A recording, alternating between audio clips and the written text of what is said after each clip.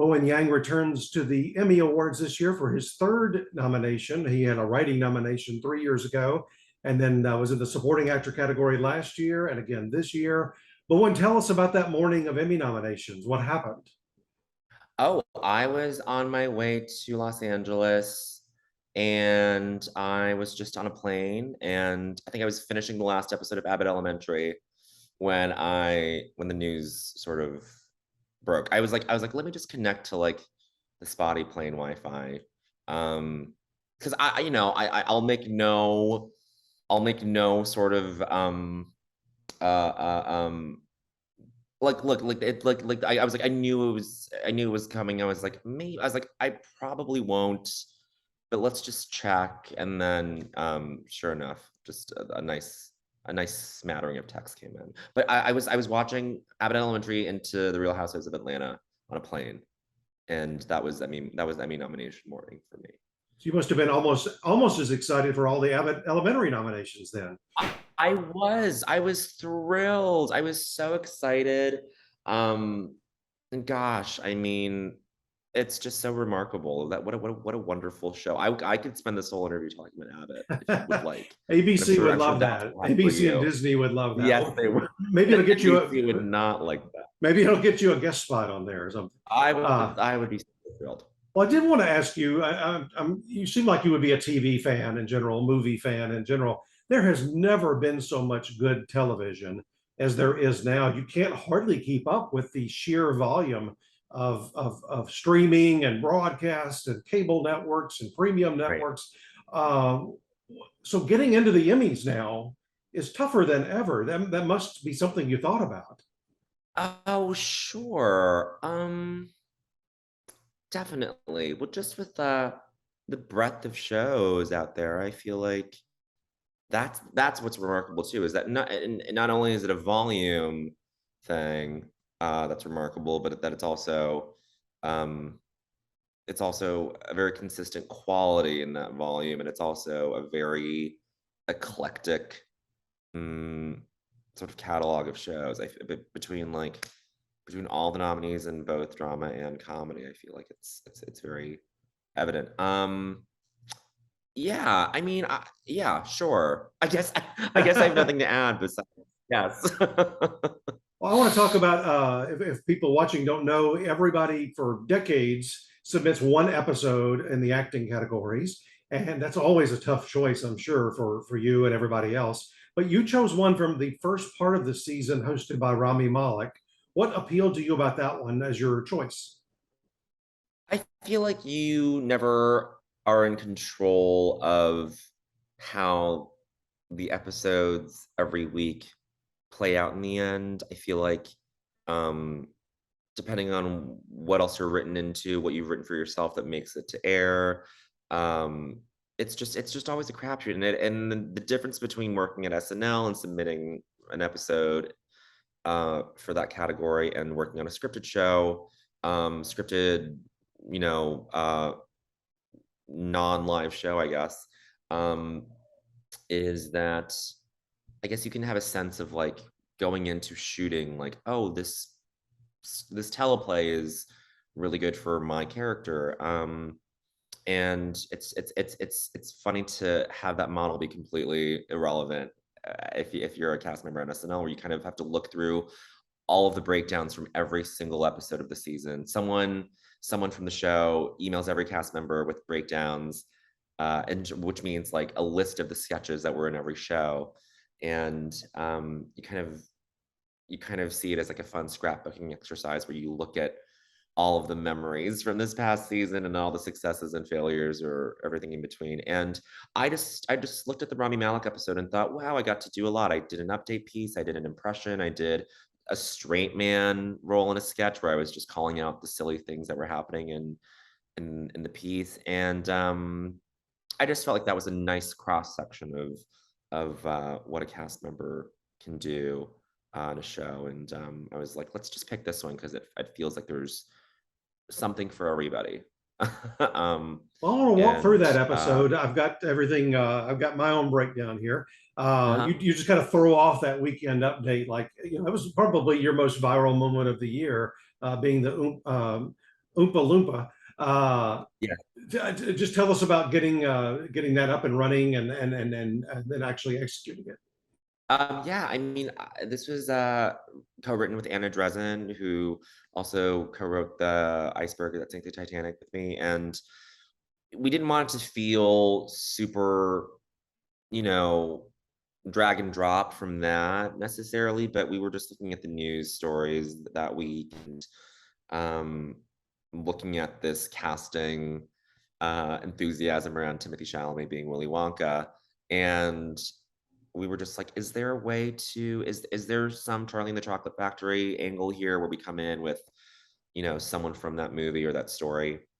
And it was right around the time when the um, IATSE sort of actions were being sort of talked about in the industry, and um, so there's a bit of that, and there was a bit of, it's just a nice. It was one of those things where you juxtapose a pop cultural thing with something in the real world that um, happens on some phenomenal level, and that was it, and that was very fun, and that was um a fun performance piece too, because I think there are different shifts in and inflections in the piece where he's thrown by the fact that he's been outed on television. He reads this statement and then he goes off script and goes rogue in the end. I think there's a nice sort of segmentation of that in that update.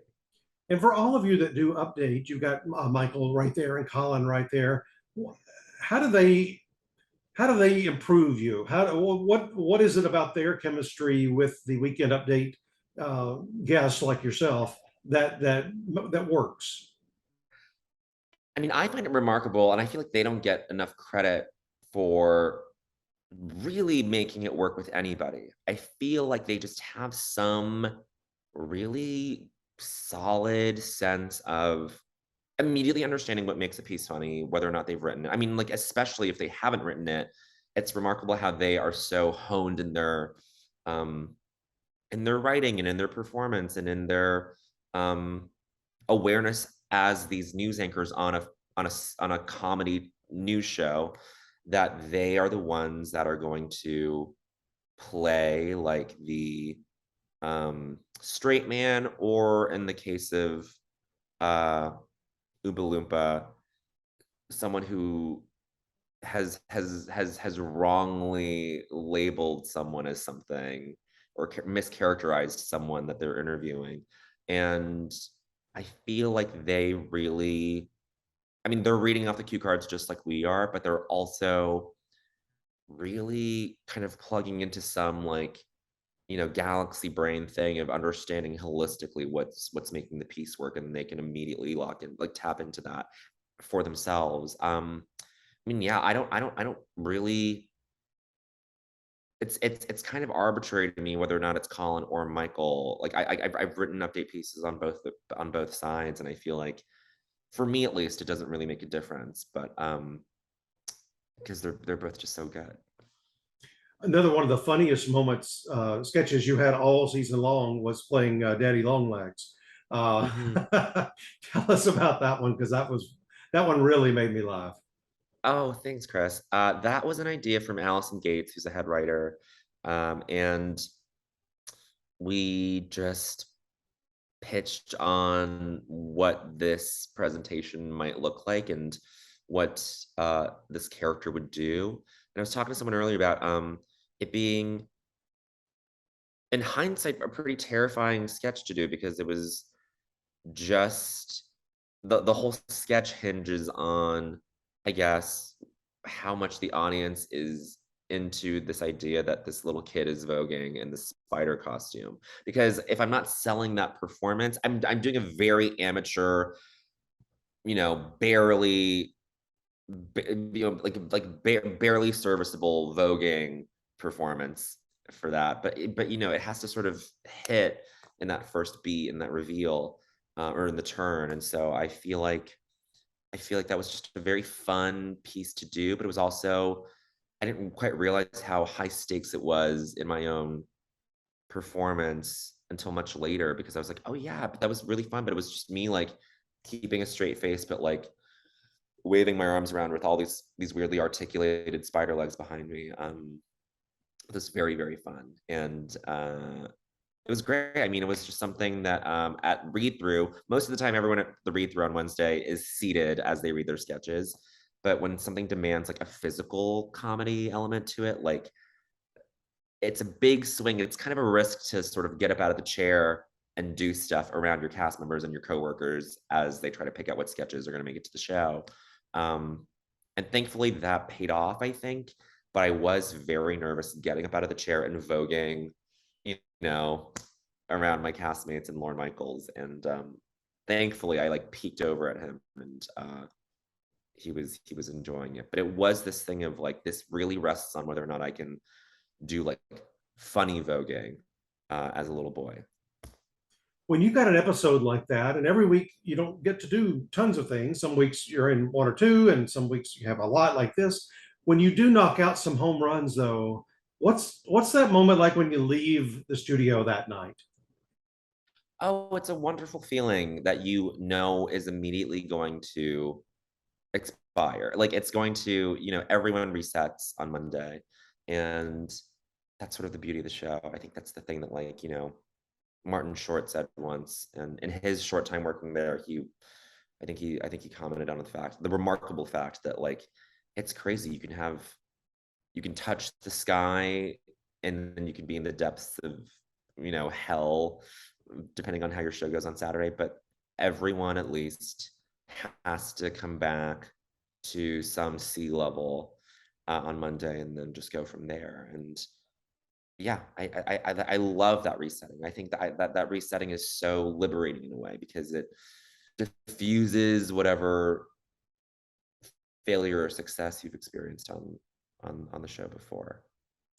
And talking about resets, the final episode of the season, you see the departures of Kate and Adie and Pete and Kyle. What's that evening like for the rest of you?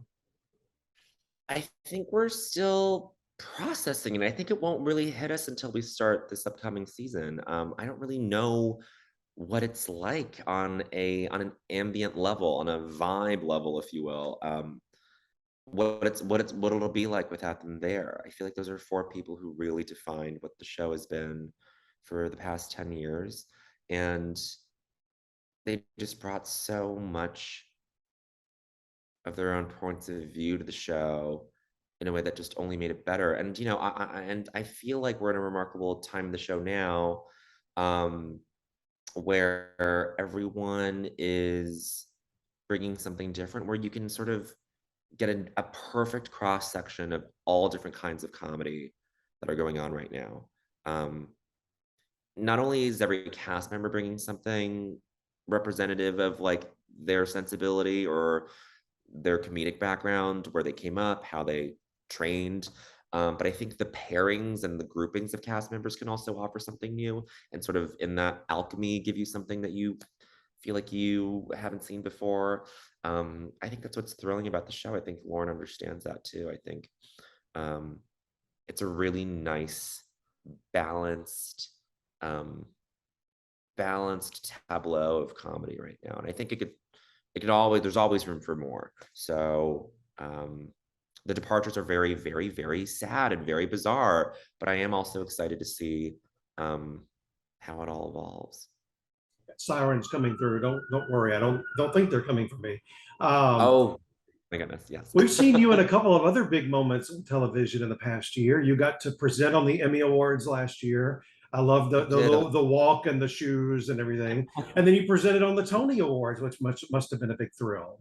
It was very thrilling and the perfect and the best part of it was that the crew backstage was a lot of SNL people from the floor, and it was a lot of stage managers and um combo crew people, and it was just nice to have like familiar faces before I walked out onto that stage. I was a guest in Broadway's home, and it was just so thrilling. It was thrilling to see. Yeah, it was great. And the Emmys moved to NBC this year, your network, and Keenan Thompson is hosting. What do you think about Yeah. that? Oh my gosh. I mean, there's no one better. That is someone perennially appealing. He's someone who everybody loves. Like, do you know how hard that is to have like that's impossible in this day and age to have someone that everybody can agree on as far as like loving, adoring. I mean, he's just so consummate. He's just wonderful. I'm so excited. Oh, it should be a very fun show. I interviewed a couple of weeks ago your two directors. You had two for the majority of the season. Don Roy King was there forever, and then he retired after the Christmas episode. And then Liz Patrick joins the show, and now she's the full-time Yes. solo director. But one question I asked them, and I just wonder if you have a response as well. I asked each of them, is there a dream guest host that maybe has Oh, never hosted the show before that you would love to see yourself? oh my goodness. I definitely have an answer to this. I saw Liz Patrick at the Lady Gaga concert last night, of all places. Anyway, um, I would I would love Cher to host. I don't know if that is of Wow. interest to Uh, her. That's that's calling your shot right there. I know. You know what? I bet she would want to be like helicoptered in, like in Mamma Mia too. But I don't know. I think if she would want to do it, Well, I would people really. forget that she and Sonny hosted that variety show in the 70s, and then she hosted Solo a couple of years. She knows her way around a variety show. If you go back and watch those Sonny and Cher episodes, like those opening monologues, those opening bits between the two of them, I mean, Sonny's doing his thing, but it's Cher, I feel like, is the one who just can score so reliably, and the audience is in love with her, and she's just so I think she really did like innovate on this like dry, sardonic, you know, humor, this wit, and she's always had that. She still has that. Yeah, I could, if you watch her in interviews now, she's just so charming. I think she's fantastic. She is clearly like a trained or a seasoned comedic performer. So you're like, it can't go wrong. We had the RuPaul's people on the other day, and that was their answer too. We said, who's somebody Yes. that's not been on RuPaul as a guest judge or just making an appearance? And they said Cher. We got to get Cher. So Yes. Oh my God, that would be huge. And I mean, when RuPaul hosted, I think he and I talked about how Cher had to host SNL someday. And so I think there's some sort of campaign starting, I I'm think, sending between this video to her reps as soon as it publishes, and maybe we can put it out in the universe. apps. Absolutely. I would love that. I would love to really, really push for that and put my gumption behind it. Well, as we wrap up, is for this year's Emmys, when you visit us here just in 3 or 4 weeks, other than the Abbott people, we know you want to meet some Abbott Yeah. people. Who are some other Uh-huh. people or shows that you would love to interact with, like out in the bar and on the red carpet and so forth? Yes. I would love to say hello to the Squid Game cast and crew. I would love to talk to the Yellow Jackets people because I met some of them at the Critics' Choice and I hadn't started the show yet, but they were so wonderful and kind. And I kept telling them, I was like, I'm so sorry. It's on my list. I'm just buried in work right now with SNL being on. And I finally just finished it the other week and I was just blown away. I have not mainlined a show like that in so long and just really, really loved it. And yeah, the Hacks people, the Barry people, um, uh, everybody, the Succession people. I mean, I think it's been a really good year in television. And I'm just excited to just be a small part in that celebration. When we had Lee Jung Jae on the other day, who's nominated Oh, for drama actor, he did say all the cast is coming. So you never great. know with people overseas and visas and passports and all of Yeah. that. But he said they have been on a group text and figuring out how they were all going to get together. So I mean, they're a global phenomenon. It's like the someone's going to figure it out for them. I mean, they are going to suck the air out of the room. I mean, completely. I mean, everybody, all of them are phenomenal, and I'm just excited that they're getting, um, you know, recognized in this way. I mean, it's so cool. I'm just excited. This is going to be a fun sort of ceremony, I think, with a lot of fun people. I think so too. Well, Bowen, we're so excited about your nomination again. Good luck at the Emmys, and we'll see you back on SNL, I guess, toward the end of September, early October. That's right. Thanks so much, Chris.